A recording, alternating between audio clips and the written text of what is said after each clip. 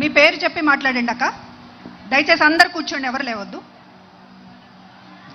జగన్మోహన్ రెడ్డి సార్కి మా నమస్కారాలు. నా పేరు పట్రా ప్రభావతి, మాది దర్శి.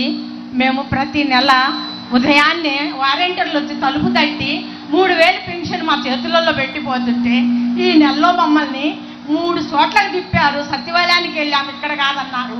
నాకు చదువు రాదు. ఇంకొక చోటుకి వెళ్ళాను, అక్కడ కాదన్నారు. మోకాలు నొప్పికి ఎన్ని చోట్ల తిరిగాను, ఎన్ని కష్టాలు పడ్డాను.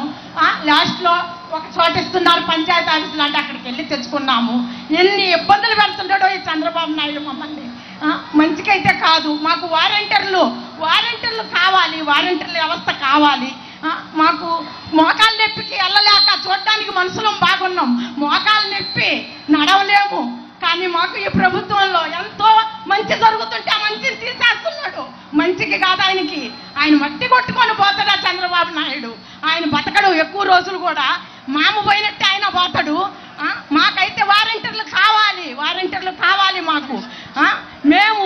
మాకు శివప్రసాద్ రెడ్డి గారికి మేము వాళ్ళు బుచ్చాపల్లి అంకాయమ్మ గారు శివప్రసాద్ రెడ్డి గడప గడపకి ఎట్లా తిరిగారంటే వాళ్ళు వచ్చి మాకు ఎంత మా ఇళ్లలో మేము వండుకుంటున్నామా లేదా తింటున్నామా లేదా వాళ్ళు అడిగి కనుక్కున్నారు మమ్మల్ని. మా అమ్మకి ఓటు ఇంటికి మాకు రేషన్ పంపిస్తున్నారు, ఇంటింటికి రేషన్ పంపిస్తున్నారు. గడప గడపకి పథకాలు వస్తున్నాయి. కరోనాలో మాకు జగన్మోహన్ రెడ్డి గారు మాసులతో సహా ఇంటికి గడప గడపకు పంపించారు. రేషన్ ఉన్న ప్రతి ఇంటికి పథకాలు అందినాయి, ప్రతి ఇంటికి పంపించారు ఆయన. ప్రతి ఇంటికి ఆయన పథకాలు వచ్చున్నాయి మాకు. మాకు ఆ వ్యవస్థ కావాలి. వారంటీర్ వ్యవస్థ మటుకు తీసేస్తే ఒప్పుకోము మేము. వారంటీర్లు కావాలి మాకు, వారంటీర్లు ఉండాలి మాకు. అందుకని మేము జగన్మోహన్ రెడ్డి గారిని, నా బిడ్డ కన్న బిడ్డ కూడు పెట్టడం లేదు, కన్న కొడుకు కూడు పెట్టకపోతే ఆయన ఇచ్చే 3000 రూపాయలతో మేము బతుకుతున్నాము. మాకు అన్యాయం చేయొద్దని మేము అడుగుతున్నాము, మాకు న్యాయం చేయమని మేము అడుగుతున్నాము. అంతే. జగన్మోహన్ రెడ్డి గారికి నాకు చదువు లేదు, నాకు మాట్లాడటం రాదు, నాకు చదువు లేదు, మీరు అర్థం చేసుకో. చాలా బాగా మాట్లాడావక్క.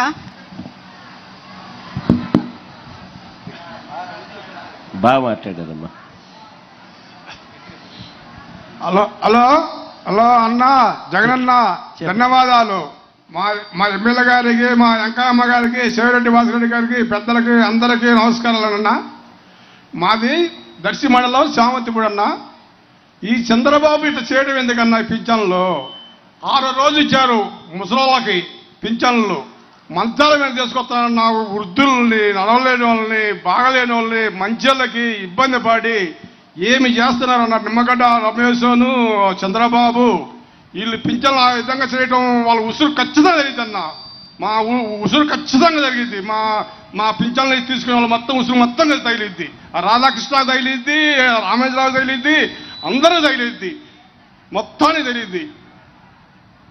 అలాగే మొత్తానికి నా ఇంటికి 85,000 వస్తున్నాయన్న. నీ గుండా మేము బాగుపడ్డామన్నా. నాకు నాన్నగారి టైంలో నాకు గుండె సర్జరీ చేశారన్న. మంచి అబ్బరు చూశారు. మా సచివాలయంలో మందులు అన్ని డాక్టర్లు మా ఇంటికి వచ్చి ఇచ్చిపోతారన్న. మాకు ఇచ్చిపోతారు మొత్తం. నీ మేలు ఎప్పుడూ మర్చిపోలేమన్నా. నువ్వే ఇంకా 20 సంవత్సరాలు ముఖ్యమంత్రి కొనసాగాలని కోరుకుంటూ మేమందరం సిద్ధంగా ఉంటాం. మీ ఎంట మీద సిద్ధంగా ఉంటాం. మా గుండెల్లో నిలిచిపోయారన్న మీరందరూ, నాన్నగారు మీరందరూ. ఇడుపుల బాధ కూడా వచ్చారన్న నేను నాన్నగారు గారికి, కాటివద్దకి.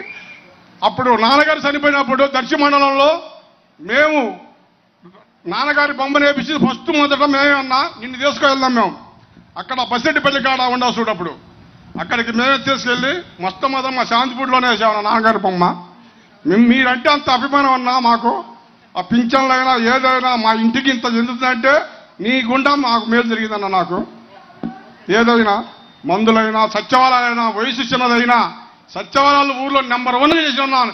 నాకు 40 ఏళ్ల నుంచి ఓటు జరుగుతుంది. ఇంత చేసేవాడు ఎవరు లేరు, ఏ ముఖ్యమంత్రులు లేరు. ఈ విధంగా చేసిన ముఖ్యమంత్రులు లేరు. వయసు చిన్నదైనా బాగా చేసావన్నా నువ్వు పనులు. ఒక స్కూళ్ళు కానీ, ఒక పిల్లలకి భోజనాలు కానీ నెంబర్ 1గా చేసావన్నా.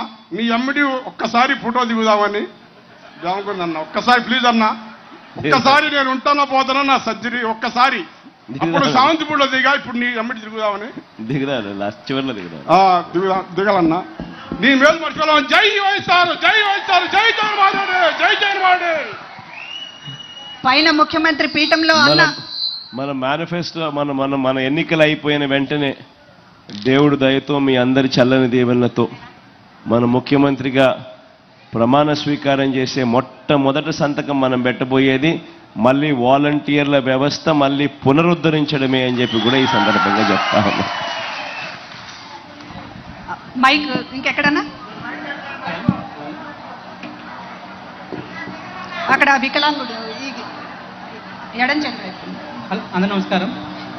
నా పేరు నరసింహారావు, దివ్యాంగ రక్ష ఫౌండేషన్ అధ్యక్షుడిని. నేను 2019కి ముందు చిన్న మాట చెప్తాను. అప్పుడు తెలుగుదేశం హయాంలో మా దివ్యాంగులు ఎంత కష్టపడ్డారంటే, జనభూమి కమిటీ అనే ఒకటి ఉండేది. వాళ్ళు డబ్బు రూపంలో కానీ లేదనుకో వాళ్ళ మనుషులు అయితే మాత్రమే పనిచేసేవాళ్ళు, పెన్షన్లు ఇచ్చేవాళ్ళు. మీరు అప్పట్లో పాదయాత్ర చేశారు, కొన్ని హామీలు వచ్చారన్న. ఆ హామీలో ఇవ్వని ఒకటేంటంటే దేవుని దూతగా వాలంటీర్ని పంపించడం.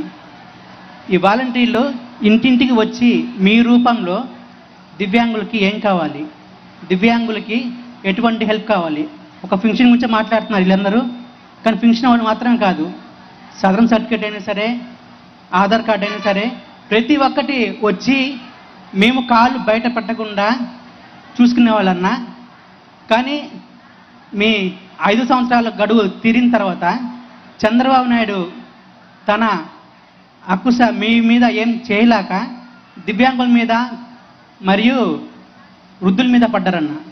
అదేంటంటే వారం గతం నేను పేపర్లో విన్నాను, దివ్యాంగులకి ఇంటికి వచ్చి పింఛన్లు ఇస్తారంట వాలంటీర్ అన్నారు.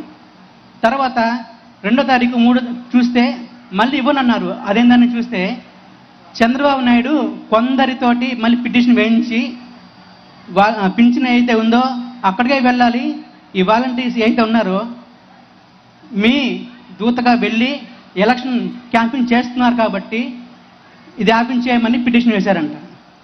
ఏదైనా సరే వేరే వేరే మార్గంలో చూపించాలి, కానీ దివ్యాంగుల మీద వృద్ధుల మీద వాళ్ళ ప్రతాపం అని చెప్పన్నా ఖచ్చితంగా వాళ్ళు మాత్రం మట్టి కొట్టుకుపోతారు చెప్తున్నానన్న.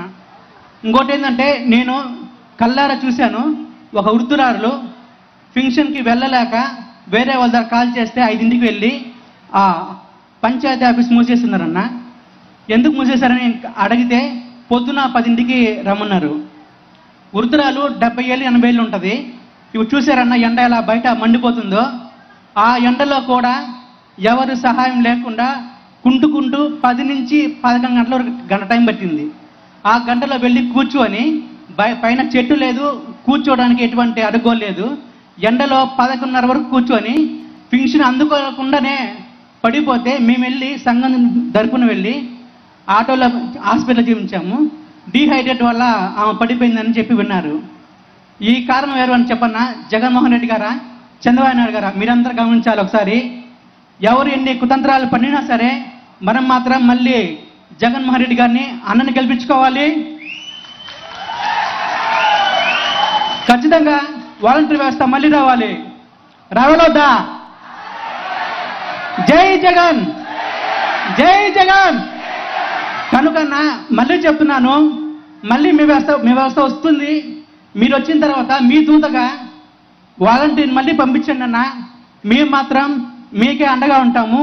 నెక్స్ట్ సీఎం కానే కాదు, వాలంటీర్ పంపిస్తే మాత్రం రాబోయే 10 సంవత్సరాలన్నా 20 సంవత్సరాలైనా మీరే సీఎం అన్నా ఉంటాము.